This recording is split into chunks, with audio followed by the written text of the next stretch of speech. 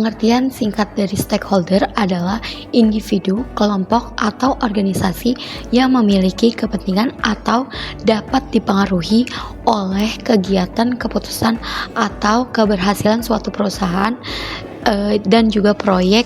Mereka bisa berasal dari dalam internal maupun luar yang termasuk eksternal organisasi seperti karyawan, pemegang saham, pelanggan, pemasok saham, masyarakat, dan pemerintahan.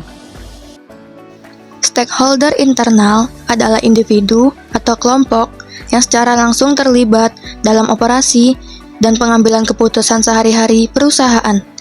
Contoh stakeholder internal adalah owner atau pimpinan, karyawan, dan manajemen.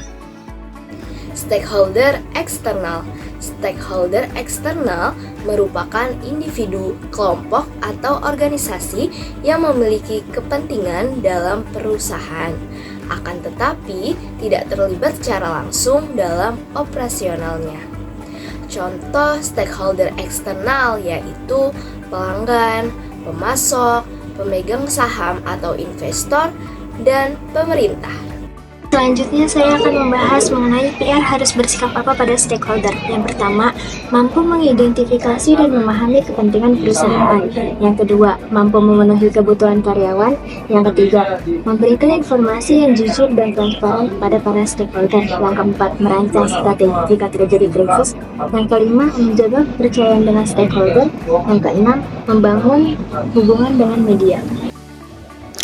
Stakeholder internal itu menjaga komunikasi dua arah dengan cara melibatkan aplikasi internal perusahaan, membuat buletin, mengadakan pertemuan rutin, dan lain sebagainya.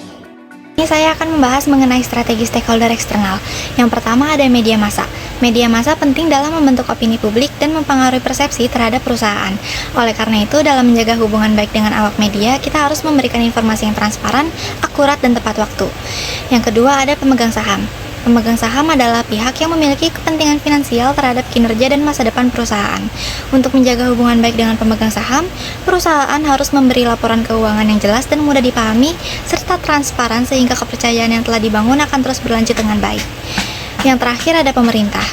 Perusahaan harus memastikan bahwa semua praktik bisnisnya mematuhi peraturan pemerintah yang berlaku, termasuk undang-undang terkait pelaporan keuangan, perpajakan, dan perlindungan konsumen. Mematuhi regulasi tidak hanya menghindari perusahaan dari sanksi, tetapi juga meningkatkan kredibilitas di mata pemerintah dan masyarakat. Di sini saya akan menjelaskan strategi komunikasi melalui media massa. Yang pertama terdapat by serving the media atau pelayanan kepada media. Pelayanan kepada media mencakup penyediaan informasi yang dibutuhkan oleh wartawan, terutama saat perusahaan menghadapi masalah atau merayakan keberhasilan. Hal ini sangat penting untuk membangun citra positif perusahaan di mata publik.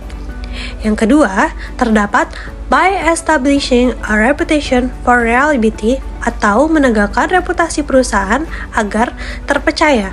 Menegakkan reputasi perusahaan agar terpercaya memerlukan transparansi dan konsistensi dalam komunikasi. Perusahaan harus secara aktif menyampaikan informasi yang akurat dan relevan agar dapat membangun kepercayaan publik. Yang ketiga, terdapat by corporation in providing material atau kerjasama dalam menyampaikan bahan informasi kepada publik. Kerjasama ini mencakup bahan informasi melibatkan kolaborasi antara perusahaan dan media. Tujuannya itu untuk memastikan bahwa materi yang diberikan menarik dan informatif sehingga dapat digunakan dalam pemberitaan dengan baik.